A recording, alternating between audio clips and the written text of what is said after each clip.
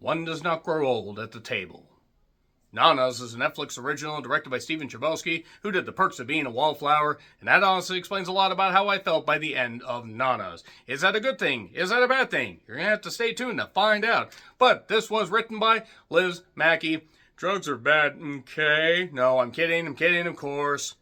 She has done projects like Siren and some other stuff, and this is based on the real-life story of Jody Scaravella.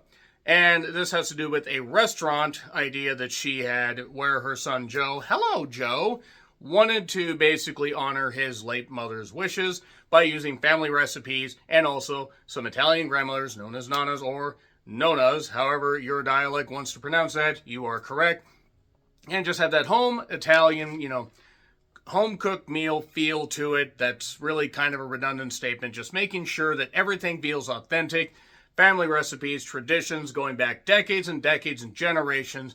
Good shit. It's not the taste of things. Very few things are. I'm getting upset thinking about that goddamn movie again because the taste of things, in all honesty, was so goddamn beautiful. But there are some beautiful shots in this. There are also some beautiful women, such as Linda Cardellini, as well as Drea De Matteo, who, my God, what a smoke show she is.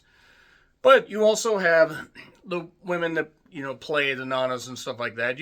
Unfortunately, the lead of Joe is played by Mr. One Note Performance himself, Vince Vaughn, who I have not forgiven for the terrible rendition that he did of Norman Bates in the 1998 version of Psycho. Who remembers they remade Psycho? How dare you, Gus Van Sant? You deserve to not see the light of day because of that. Goodwill Hunting my ass. So nevertheless, Vince Vaughn, who, there's Wedding Crashers, there's a couple others, but name one Vince Vaughn performance that helped elevate a movie in the last, 15 years. That didn't have, a really good cast around him. Name one. I'm asking, genuinely. If you're a Vince Vaughn fan, please let me know. And I will seek it out if I haven't seen it. And also, he seems to have a weird case. Why is he around? So, basically, Joe, we get a flash, or we get, an opening with him seeing his mother cooking. It's a great restaurant, this kind of stuff. And then to the funeral, he's not handling it well. Nobody would. Even if you know that it's coming, you're going to have a bit of an issue with that. But he's struggling with stuff. He's still got a good job, but he's in debt. And his mother had a good life insurance policy, about $200,000, stuff like that.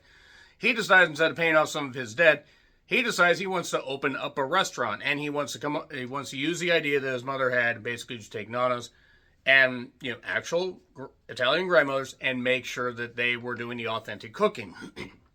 Now, it's going to be a struggle, and there's code violations or stuff like that, and all the hardships that come with building a restaurant and renovating it and all that stuff and starting it up. At least some of the hardships, not necessarily a lot of them. A lot of them are conveniently just glossed over because this is a Netflix original with almost Hallmark-like stuff going on at some points, and a very bland performance at times from Vince Vaughn. Now, there are a few sparks that show that he's not a terrible actor. He's just made a career out of being one note, and that's why Rock the Dwayne Johnson was able to parlay that into pretty much doing the same damn thing until the Smashing Machine comes out, where we'll probably all laugh him out of the theater. Let's get back to this. So Lorraine Bracco plays Roberta, and Antonella is played by Brenda Maccaro. Teresa is played by Talia Shire. Yes, yo, Adrian, I did it. Teresa's a funny name, given her backstory a little bit later on. You have Kate Easterman. You have Susan Sarandon. And you have the aforementioned Drea De Matteo. You have Linda Cardellini. You have a lot of talent here to offset the fact that Vince Vaughn generally has the charisma of a fucking wet rag. But the thing when it comes to Netflix originals like this, based on a true story or not, when you mix romance and comedy and you mix life stories and inspirational stuff, it can go one of two ways. Big A-list cast that's going to just take the money, do what they can, but it's not necessarily going to be all that great. Or it is going to be the type that is going to practically drag you to a goddamn positive grade, like you are a victim of The Fisherman, and I Know What You Did Last Summer, or I Still Know What You Did Last Summer, or the new version of I Know What You Did Last Summer that they're, you know what, it's fine. I don't know why they're calling it that. The whole point is you could end up being in the latter category, Or you can end up being in that former category. You're thinking, why the fuck did they do this? Netflix is throwing more money down the pile. I'm in the other category. I am in the category that I ended up really surprised by this. And even though it took a bit, about halfway through, really to start chipping away at me, like, like doing, this does not look like chipping away at all. It's just chipping, ding, ding, ding, ding, ding. I don't think that's actually what chipping does, but started chipping stuff away from me. And I end up even getting through my cold black heart that seemingly is getting a little bit less black because of how I react to some movies. It even has some tear-jerky moments. Yes, me of all people. This didn't move me like The Taste of Things. This didn't move me like I Saw the TV Glow or other stuff like that. But for good performances, good interactions, and some genuine chemistry with most of the cast, no thanks to Vince Vaughn, this did end up working pretty goddamn well. I'm going to get into spoilers. It's on Netflix if you want to check it out, and that's just your fair warning me. Again, you have Drea De Matteo and Linda Cardellini. How could you go wrong there? 3, 2, 1, spoilers. So, basically, we have like the beginning, seeing the mothers as, the mother, the grandmother as chefs. Be good, say the rosary. One does not grow old at the table. That's the idea. When you're here, you're family. I know that's another advertising, brand, but just let's roll with it here. Roberta, has ties to the family, was not able to go to the funeral, even though she, was very appreciative of the mother. She feels like she's just going to grow old and rot at a retirement home. And Joe is appreciative of the fact that the crew at his work, textile, car work, whatever it was, auto shop work, I assume, had his back. Boss is kind of a bit of a weirdo, but nevertheless. Then, Stella and Bruno, and Bruno's his best friend, are talking about, and you'll recognize the actor to play Bruno, by the way. He's a pretty good character actor. But they're trying to, get him to, maybe pay off his debts, this kind of stuff, but they're also trying to let him grieve. He goes over to, he takes the Staten Island ferry to the Long Island ferry. I mean, he goes to one of the islands, basically, and the idea here is that things are not exactly good for any outsiders. If you are local, if you're here, you're family. I had to use that again. But he runs into an old flame, Olivia, played by Linda Cardellini, who still looks amazing. Good God. Not that I don't expect women to look amazing after so many years, but there are just some that are just fucking ageless. So, Roberta and Antonella don't get along because there's Sicily and Bologna. I'm just going to call it bologna because it's just funnier. I just think of the idea of Sicily, a Sicilian boot, and a piece of bologna meat just having odds with each other. Thanks, Mussolini and Kennedy. So, basically, he kind of has to work at him. Not very much, but he kind of has to work at him, get this idea going, get this idea rolling. And they work on their recipes, and they work on their own stuff. And there's this thing called the Capozella, that's a sheep's head. That ends up causing a fire, and that basically leads them to having some, issues and almost having the restaurant completely shut down before it got open. He's trying to balance both jobs while, almost swimming in debt instead of being smart with his money.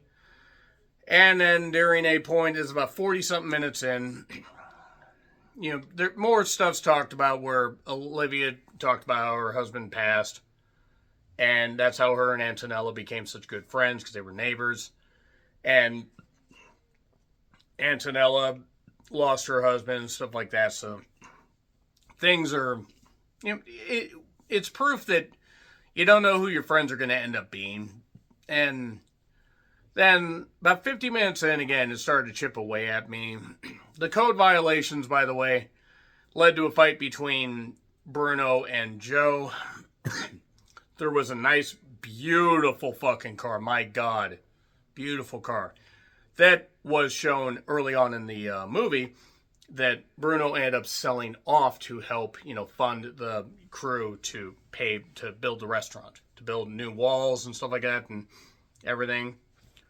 And that was discussed after they basically made up. And Drea de Matteo basically said, well, I'm not going to interfere and I'm just going to do it. And then she comes in, and I just have to say, if you get a woman like that, you don't let her go. So, nevertheless, there was also talk earlier about how Olivia and Joe had a dinner date, sort of.